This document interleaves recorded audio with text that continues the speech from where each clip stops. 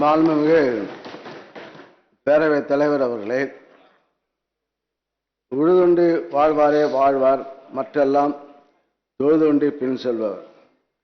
உழுதுண்டு வாழ்பவர்களே உயர்ந்த வாழ்வினர் ஏனென்றால் மற்றவர்கள் அவர்களை தொழுதுண்டு வாழ வேண்டியிருக்கிறது.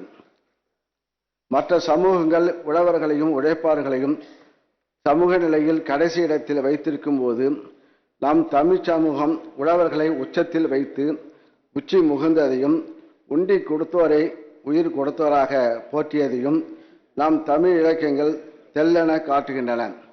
இதனை ஒட்டிய இந்த அரசும் உழவர்களை உச்சத்தில் வைத்து வேளாண்மைக்கென தனி நிதியை அறிக்கையினை தயார் செய்து சிறப்பான திட்டங்களை செயல்படுத்தி வருகிறது.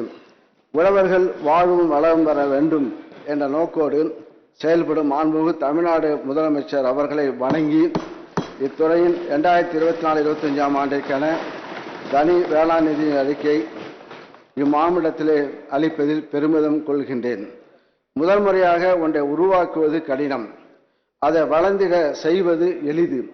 பாதை அமைப்பது கடினம், பயணம் செய்வது எளிது. நாங்கள் தமிழ்நாட்டின் வரலாற்றில் இல்லாத வேளாண்மை நிதி அறிக்கையை உருவாக்கி அளித்து எண்ணற்ற முயற்சிகளை மேற்கொண்டிருக்கின்றோம். இந்த வேளாண் நிதி அறிக்கையானது உழவர்தம் வாழ்க்கையை மென்மேலும் வளர்ச்சி பாதைக்கு அழைத்து செல்லும் என்று உறுதியாக நம்புகிறேன். மேரி பிடிக்கும் கை, வேல்வேந்தர் நோக்கும் கை, ஆழி தரித்தே அருளும் கை, சூழ்வினையை நீக்கும் கை, என்றும் நிலைக்கும் கை, நீரூழி காக்கும் கை, காராளார் கை. ஏறு பிடித்து உழவு செய்யும் உழவரின் கைகளே மக்களின் பசிப்பிணியை போக்கி நீரூழி வாழ வைக்கும் கைகள் என்று கம்பர் உழவு தொழிலை மிகவும் உயர்த்தி திருக்கை வழக்கம் என்ற நூலில் சிறப்பிக்கிறார். முழுமுதல் காப்பியமாம் சிலப்பதிகாரத்தில் வேளாண்மை பற்றியும் அதன் நுட்பங்கள் பற்றியும் விளக்கியுள்ளார் இளங்கோடிகள்.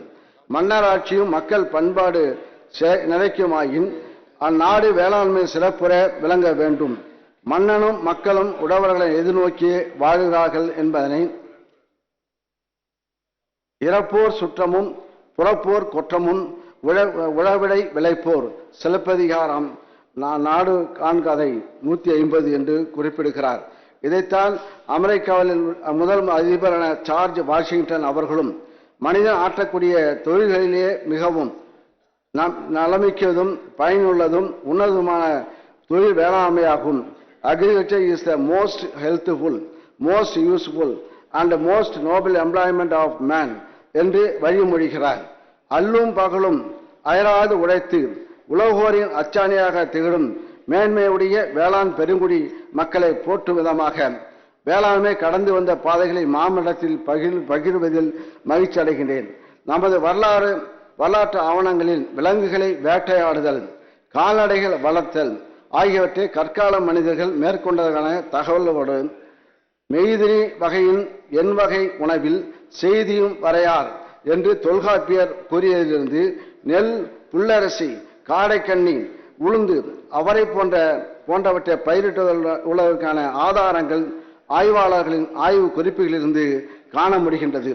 பின்னர் பட்டறிவாலும் படிப்பறிவாலும் பயிர் வளர்ப்பு தொடர்பான நுணுக்கங்கள் பெறப்பட்டு உள்ளதையும் அறிய முடிகின்றது. மேலும் நம் முன்னோர்கள் பயிர் செய்வதும் உணவு உண்பதும் என்று மேலோட்டமான வாழ்வு வாழாது ஒவ்வொரு செயலுக்கும் முக்கியத்துவம் அளித்து ஒவ்வொன்றையும் நுணுகி ஆராய்ந்து நுட்பமாய் கண்டறிந்து தங்களுடைய வேளாண் அறிவை வளர்த்து கொண்டிருப்பதை சங்க இலக்கியங்கள் மூலம் மிக எளிதாக நாம் உணரலாம். உணவு உற்பத்தியின் உன்னதத்தை உலக புகழ்பெற்ற பசுமை புரட்சி விஞ்ஞானி பாரத ரத்னா MS சுவாமிநாதன் அவர்கள் எதிர்காலம் தானியங்களை அதிகம் கொண்ட நாடுகளுக்கு உரியதை தவிர துப்பாக்கிகளை அதிகம் கொண்ட நாடுகளுக்கு அல்ல என்று தெரிவித்துள்ளார்.